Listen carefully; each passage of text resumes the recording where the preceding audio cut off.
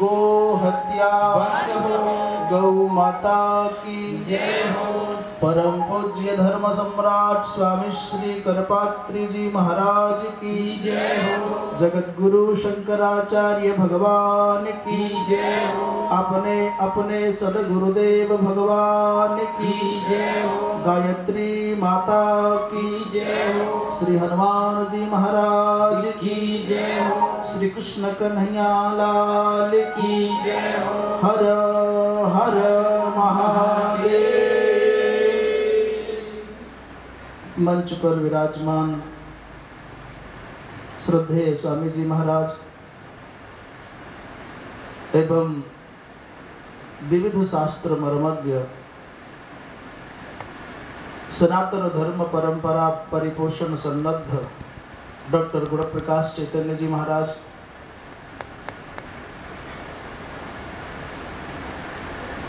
वेद विद्या प्रचार निरत विप्रवृंद, सद्धर्ममयी सौभाग्य स्वरूपा सद्भाव मूर्ति मातृशक्ति एवं सत्संगानुरागी सज्जन वृंद, भगवान का अनुग्रह है इस पवित्र मास को व्यवहार की दशा में लोग अधिक मास भी कहते हैं, मल मास भी कहते हैं, पुरुषोत्तम मास भी कहते हैं, पर हमको लगता है ये मल मास नहीं निर्मल मास है। मलमास कहने के पीछे आशय रहा होगा कि इन 30 दिन के मध्य में सूर्य की संक्रांति नहीं लगती, तो जो 3 वर्षों में 4 वर्षों के मध्य में थोड़े थोड़े दिन इकट्ठे होते गए उनको इकट्ठा करके एक महीना बना दिया। परंतु सच में ये मलमास नहीं, ये निर्मल मास है, ये पुरुषोत्तम मास है। भगवान के जैसा संसार में कोई दूसरा निर्मल नहीं और भगवान की कथा के जैसा भी दुनिया में कोई दूसरा निर्मल पदार्थ नहीं, तत्व नहीं है। इस संसार में भगवान कृष्णचंद्र की पावन कथा से बढ़कर के पवित्र कोई और दूसरा तत्व नहीं है। सुख कथा तो नास्ति। इस संसार में भगवान सुखदेव के द्वारा कही गई भागवत कथा से बढ़कर के दूसरा कोई निर्मल तत्व नहीं है। ऐसा सूत जी महाराज ने कहा, सुख कथा तो नास्ति निर्मलम अस्मिन जगती तले। इस जगती तल में भगवान सुखदेव के द्वारा कही गई भागवत से बढ़कर के कुछ दूसरा श्रवण करने योग्य तत्व नहीं है। और वह अधिक मास में भागवत की कथा हमको आपको सुनने को मिल रही है। पद्म पुराण के अंतर्गत श्री सूत जी महाराज ने कहा, जगति सुख कथा तो निर्मलम नास्ति किंचित पिब पर सुख हेतोर द्वादश स्कंध सारम। ये द्वादश स्कंद रूपात्मक भगवान सुखदेव के द्वारा कही गई भागवत की कथा को सुनना चाहिए। क्यों बोले? सुख के हेतु, आनंद के निमित्त। आज श्री व्यास जी महाराज के द्वारा भागवत का प्रणयन प्रारंभ करने से पूर्व मंगलाचरण, इस मंगलाचरण को करते हुए व्यास जी महाराज ने न भगवान कृष्ण का स्मरण किया, न भगवान राम का स्मरण किया, न भगवान शंकर को, न विष्णु कहा, न भगवती जगदम्बा कहा। एक बड़ा अलग ढंग का मंगलाचरण जो अभी तक कभी सुनने में नहीं आया। भगवान वेदव्यास ने श्रीमद् भागवत की कथा के माध्यम से भगवान कृष्ण के मंगलमय चरित्रों का निरूपण किया, परंतु वंदना सत्य की। सत्यम परम धीमहि कह करके व्यास जी महाराज मानो संसार के लोगों को ये बताना चाहते हैं कि बिना सत्य के हमारे जीवन का निर्वाह संभव नहीं है। रामचरितमानसकार बाबा तुलसीदास जी ने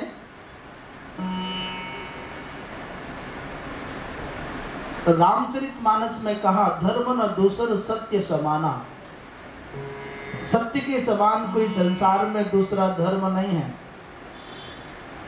और एक बहुत साधारण से शब्दों में बड़े अच्छे मनीषी का ये वचन होगा। वो कहते हैं कि दुनिया में जानने के लिए बहुत कुछ कोशिश मत करो,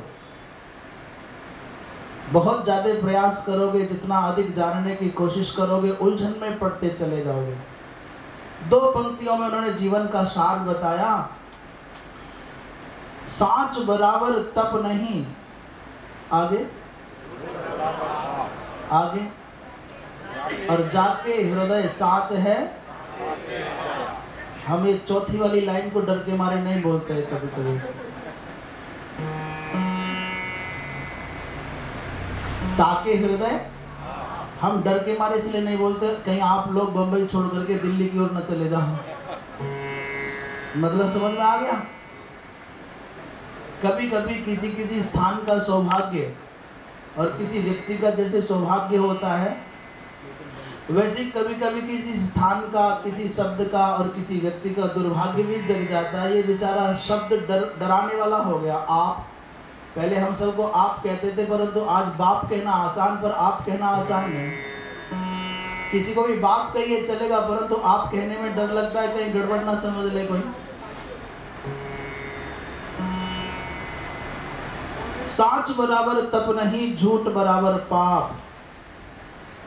इस बात को व्यक्ति अपने जीवन में उतार ले कि सत्य के बराबर कोई तप नहीं है, झूठ के बराबर कोई पाप नहीं है, तब उसको कहीं न मंदिर जाने की आवश्यकता रह जाए, न कहीं गंगा स्नान की आवश्यकता रह जाए, और न भगवान के इंतजार करने की आवश्यकता रह जाए। भगवान का इंतजार तो तब करें जब भगवान दुर्लभ हो, अप्राप्त हो। कहते दो बातें जिसने अपने जीवन में उतार ली कि वो सत्य रूपी तप कर लिया, और बाबा ने कह दिया कि सत्य से बढ़कर के दुनिया में कोई धर्म नहीं है, और असत्य माने झूठ बोलने से बढ़कर के दुनिया में कोई पाप नहीं है, तो हम पाप से बच गए और सत्य रूपी तप कर लिया। तो परमात्मा को खोजने नहीं जाना पड़ेगा, परमात्मा तो उसके हृदय में है। तो ये जो महात्मा व्यास जी महाराज हैं, इन्होंने बड़ा सोच करके सत्य की वंदना की। बड़े बड़े महापुरुष कहते हैं कि व्यास जी महाराज जानते थे दुनिया के किसी भी देश के, किसी भी जाति के, किसी भी मत के मानने वाले लोग हों, सब लोगों के यहाँ पर सत्य की बराबर मानना है, बराबर सम्मानना है।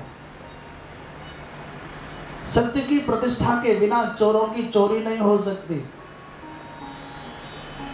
जितना भी गलत धंधा करने वाले लोग हैं, उनके यहाँ कहीं रजिस्टर नहीं होता, परंतु व्यवहार में सदाचार और सच्चाई होती है। बंटवारा जब करेंगे उनके यहाँ सबसे बड़ी ईमानदारी होगी। और जितने भी अच्छा काम करने वाले लोग हैं, उनकी डायरियां भरी हैं, बही खाते भरे हुए हैं, और महा झूठ का पुलिंदा है।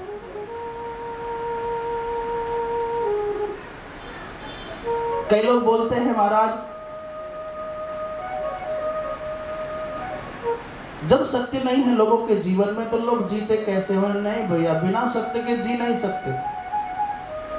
कोई संसार का प्राणी कहे कि नहीं मैं झूठ के बिना जी नहीं सकता, सत्य के बिना जी सकता हूँ, सत्य के बिना जी सकता हूँ, तो दुनिया में आपको एक भी इंसान नहीं मिलेगा जो सच ना बोलता हो। झूठ के बिना जीवन चल सकता है, परंतु सत्य के बिना जीवन। परंतु किसी व्यापारी से बात करो जो पेट्रोल का काम करता है, जिसके पेट्रोल टंकी है, पेट्रोल पंप है, उससे बोलो भाई बिना झूठ के काम चल जाएगा? कहेगा नहीं चलेगा जी।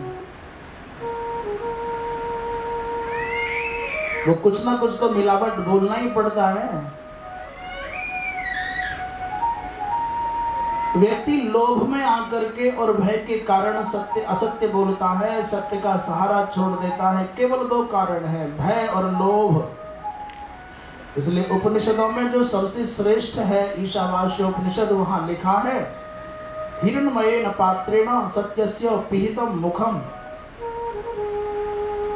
उसका आध्यात्मिक और बहुत दिव्य भाव है, परंतु एक रोचक भाव, सत्य का गला दबाने के लिए, सत्य के मुख को बंद करने के लिए किसका सहारा लिया गया? बोले अनादिकाल से स्वर्ण का सहारा लिया गया है, लोभ का सहारा लिया गया है। बड़े बड़े राजा, बड़े बड़े महाराजा, बड़ी बड़ी सत्ताएं सत्य बोलने वाले लोगों को चुप करने के लिए या तो भय दिखाती हैं या प्रलोभन देते हैं। दुनिया में झूठ के बिना काम चल सकता है, परंतु सत्य के बिना काम नहीं चल सकता। भूख लगेगी तो आपको कहना पड़ेगा मुझे भूख लगी है, कब तक कहोगे नहीं लगी? प्यास लगी है तो आपको बताना पड़ेगा प्यास लगी है, कब तक झूठ बोलोगे? श्री व्यास जी महाराज ने सत्य की महिमा को समझते हुए और सोचा कि यदि मैंने शिव की वंदना कर दी तो संसार के लोग कहेंगे भागवत शिव भक्तों का है, और कृष्ण की वंदना कर दी तो लोग कहेंगे ये भागवत कृष्ण भक्तों का है।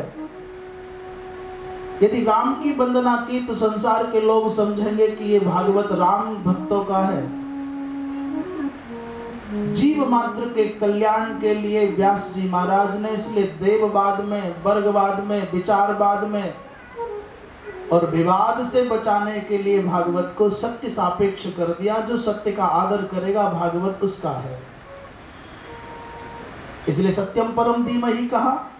तो पूछा महाराज तुम्हारा सत्य क्या है? ये बोले सत्य है परमात्मा।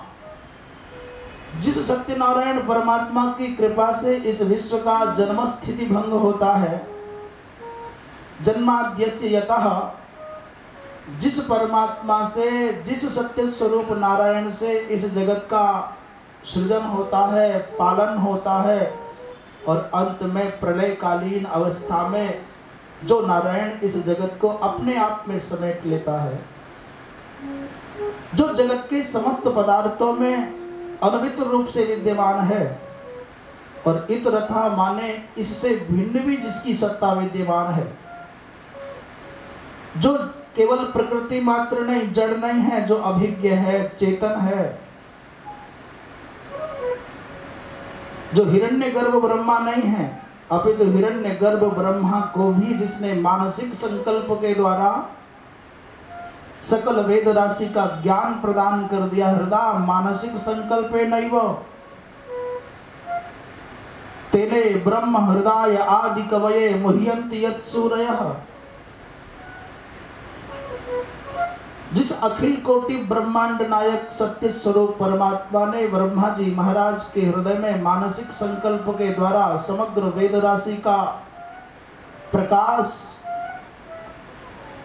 प्रकट किया, जिस वेद में बड़े बड़े विद्वान मोहित हो जाते हैं, उस सत्यनारायण भगवान का हम और आप ध्यान करते हैं। जिस परमात्मा की सत्य सत्ता के समाश्रय से ये झूठा जगत भी सच्चा जैसा लगता है। यत् सत्वात् मृषैव भाति सकलम रज्जौ यथाहिर्भ्रमः। जैसे रस्सी में भ्रम के कारण लोग सर्प समझ लेते हैं, वैसे ही परमात्मा की सत्ता में कल्पित इस जगत को सत्य मान करके लोग भ्रमित होते हैं, दुखित होते हैं, हर्षित होते हैं। जैसे स्वप्न का संसार काल्पनिक है, मिथ्या है, वैसे ये संसार काल्पनिक और मिथ्या है। जब तक नेत्र बंद रहते हैं स्वप्न का संसार सत्य जैसा प्रतीत होता है, और जैसे ही आंखें खुल जाएं, नींद टूट जाए, सपना खत्म हो जाए तो अपने आप को अपने ऊपर हंसी आती है। ठीक वैसे ही जब तक व्यक्ति के चित्त पर, व्यक्ति की चेतना पर मोह का, माया का प्रभाव है, तब तक ये संसार का सकल बंधन उसको बांध कर रखता है। और जैसे ही भगवत कृपा से कोई संत जीवन में आ जाए, सदगुरु जीवन में आ जाए, उसके उपदेश के द्वारा ये मोह कपाट खुल जाए, ये अज्ञानांधकार मिट जाए, तो ये संसार मिथ्या और काल्पनिक नजर आने लग जाता है। जिनके दिव्य प्रकाश की चेतना के द्वारा ये माया कपट जाल मिट जाता है। धामना स्वेन सदा निरस्त कुहकम सत्यम परम धीमहि। उन सत्य नारायण परमात्मा का हम ध्यान करते हैं। बोलिए सत्य नारायण भगवान की। और हमारी भारतीय संस्कृति में तो प्रतिमास पूर्णिमा को सत्यनारायण भगवान की कथा कराने का बहुत महत्व है। खासकर हम सनातन धर्मी तो बिना सत्य के जी नहीं सकते। सत्यनारायण की कथा कोई छोटी बात हो, कोई खुशी का मौका हो, कोई अच्छा संदेश मिल जाए, तुरंत घर के लोग सत्यनारायण भगवान की पूजा कराएंगे, कथा कराएंगे। हमने संतों के मुख से सुना, ये प्रथम श्लोक मंगलाचरण श्री व्यास जी महाराज का है और दूसरा मंगलाचरण धर्म प्रोज्जित कैतवोत्र परमो निर्मत्सराणाम सताम वेद्यम वास्तवमत्र वस्तु शिवदम तापत्रयोन्मूलनम। श्रीमद् भागवते महामुनि कृते किंबा परैरीश्वरः सद्यो हृद्यवरुध्यतेत्र कृतवि शुश्रूषुभिस्तत्क्षणात्। ये दूसरा मंगलाचरण श्री सुखदेव जी महाराज के द्वारा किया गया है और इस द्वितीय श्लोक के माध्यम से श्रीमद् भागवत की ऐसी अनूठी महिमा श्री विश्वनाथ चक्रवर्ती जी महाराज ने इस श्लोक के प्रतिपादन करते हुए कहा। इस श्लोक में 3 बार अत्र शब्द का प्रयोग हुआ, अत्र अत्र अत्र। और प्रथम अत्र का अर्थ करते हुए कहते हैं, बोले इस श्रीमद् भागवत महापुराण में ही परम धर्म का निरूपण किया गया है, दूसरी जगह अन्यत्र न। अस्मिन् श्रीमद् भागवत महापुराणे एवं परमो धर्मो निरूप्यते नान्यत्र। वो कैसा परम धर्म है? बोले निर्मत्सराणाम सताम जे निर्मत्सराः मत्सर रहिताः महात्मानः सनकादयः सुखदेवादयः सन्ति। सुखदेव, सनक, सनंदन, सनातन, सनत कुमार प्रभृति जो अमलात्मा विमलात्मा महात्मा हैं, योगींद्र मुनीन्द्र हैं, जिनके मन में मात्सर्य नहीं है, राग द्वेष आदि नहीं है, ऐसे महात्मा भी जिस परम धर्म का निरूपण, परम धर्म का आश्रय लेकर के अपने जीवन को भगवान के लिए उपयोगी बनाते हैं, भगवान के निमित्त बनाते हैं, उस धर्म का निरूपण है। बोले कैसा धर्म है? बोले जिस धर्म से माया कपट नष्ट हो गया, जिस धर्म से कैतव नष्ट हो गया, कापट्य नष्ट हो गया। तो एक बार अत्र शब्द का प्रयोग किया तो उसका अर्थ हुआ कि श्रीमद् भागवत में ही परम धर्म का निरूपण है, अन्यत्र नहीं है। और दूसरी बार अत्र शब्द का प्रयोग किया तो बोले अस्मिन् श्रीमद् भागवत महापुराणे एवं वास्तवम वस्तु वेद्यम अस्ति। जो वस्तु तत्व का ज्ञान होना है वो भागवत में होगा, अन्यत्र नहीं। वेदांत को जानने वाले समझते होंगे वस्तुस्तावत् ब्रह्म एवं ब्रह्म ही वस्तु है और तद अन्यत् सर्वम अवस्तु। ब्रह्म के अतिरिक्त जो भी कुछ है, और ब्रह्म क्या है? बोले सत्य चित आनंद स्वरूप जो तत्व है वही ब्रह्म है। सत्य के अतिरिक्त क्या? बोले असत्य। और चित माने चित का विरोधी है अचित, और आनंद का विरोधी क्या होगा? बोले आनंद का न पर्यायवाची है न आनंद का विलोम है। केवल ये कह सकते हैं आनंद भिन्न दुख रूपात्मक, इतना ही कहा जा सकता है। दुनिया के संभवतः किसी भी शब्दकोश में आनंद शब्द का न पर्यायवाची मिलेगा न आनंद का कोई विलोम मिलेगा। जैसे रात का विलोम दिन है, सुख का विलोम दुख है, अच्छे का बुरा, साधु का असाधु, सत्य का असत्य, परंतु आनंद का कोई दुनिया के किसी भी भाषा में शायद कहीं भी विलोम ना मिले। आनंद का दुनिया में कोई विकल्प भी नहीं है, कोई विलोम भी नहीं है, कोई समानांतर समानार्थक शब्द भी नहीं है। आनंद माने सिर्फ आनंद। आप विशेषण जोड़ देंगे, ब्रह्मानंद है कि दिव्यानंद है,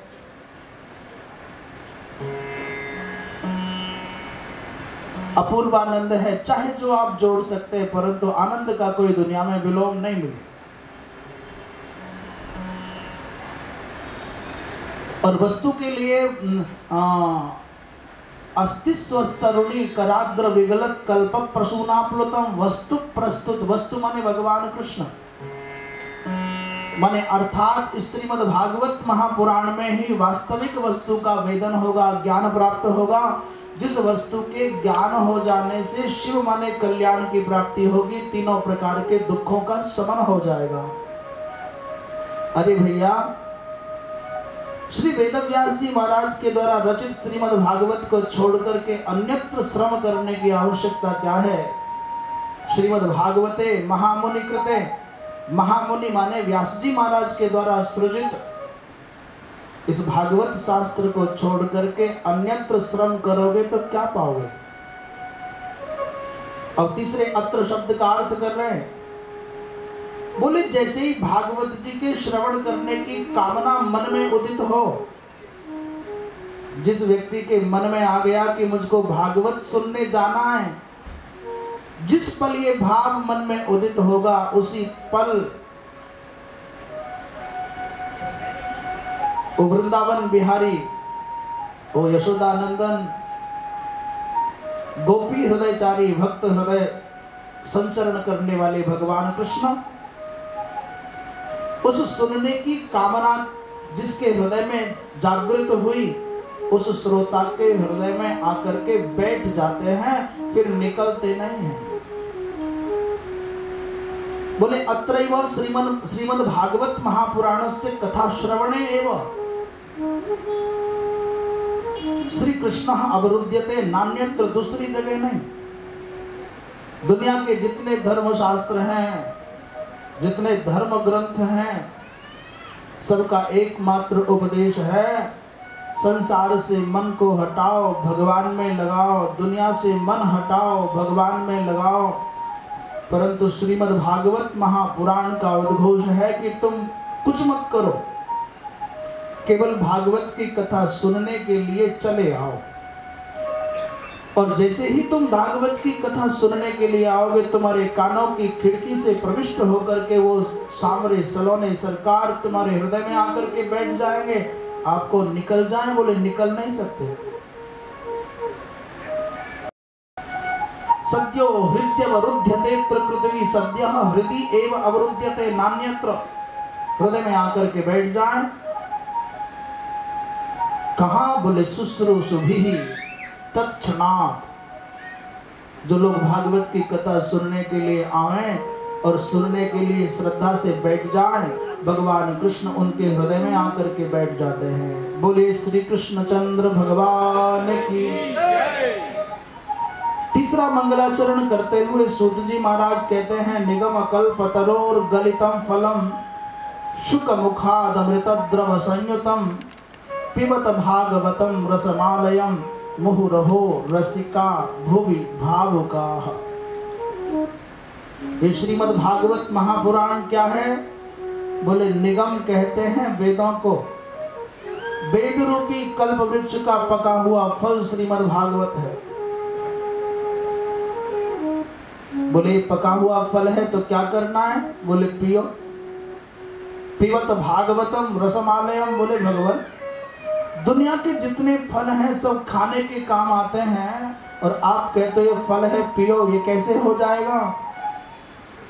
फिर यदि ये फल है तो इसमें कोई गुठली होगी, कोई छिलका होगा, कोई हेयांश होगा, कुछ त्याज्य होगा। बोले नहीं नहीं, श्रीमद् भागवत रूपी जो दिव्य फल है, ये फल हेयांश रहित है, इसमें त्यागने योग्य कुछ भी नहीं है। और श्री सुखदेव जी महाराज जैसे विरक्त शिरोमणि संत, ज्ञान और वैराग्य के निधान संत के मुख से संस्पृष्ट होने के कारण इसमें अमृत तत्व का समाधान हो गया है, आधान हो गया है। सुखतुंड संस्पृष्टत्वात्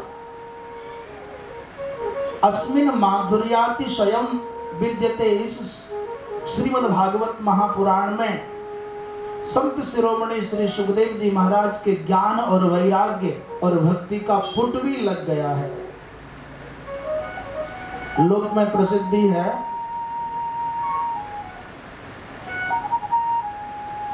जिस फल को तोता चोंच लगा देता है वो फल मीठा हो जाता है, अथवा ऐसा होगा कि जो फल मीठा होता है तोता उसी फल को चोंच लगाता है। और श्री सुखदेव जी महाराज श्रीमद् भागवत महापुराण को अंगीकार करते हैं, अपने जीवन में उतारते हैं। निर्गुण ब्रह्म की समाधि में लीन रहने वाले इस महापुरुष ने सगुण ब्रह्म की इस मंगलमय गाथा को अपने जीवन में उतारा, स्वाध्याय किया। और केवल स्वाध्याय नहीं किया, इस श्रीमद् भागवत की मंगलमय कथा के द्वारा राजर्षि परीक्षित का उद्धार भी कर दिया।